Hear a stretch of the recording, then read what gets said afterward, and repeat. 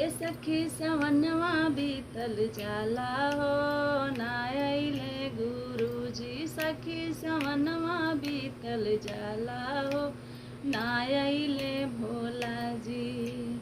हमारा गुरुआ जी के हाथ में डमरुआ हो, हमारा गुरुआ जी के हाथ में डमरुआ, दूसरे हथवा तीर सुलवा हो, ना अइले गुरुजी। सखी समनवा बीतल जाला हो, ना अइले गुरुजी।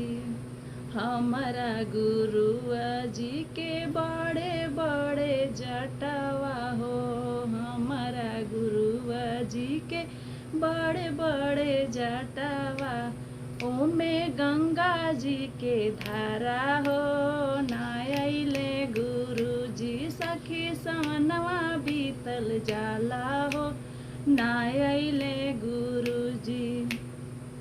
हमारा गुरुआ जी के गरवा में सापवा हो, हमारा गुरुआ जी के गरवा में सापवा, काने बिछुआ के बाला हो, ना अइले भोला जी। सखी सवनवा बीतल जाला हो, ना अइले भोला जी। सखी सवनवा बीतल जाला हो, आ गइले भोला जी। सखी सवनवा बीतल जाला हो, आ गइले भोला जी। सखी सवन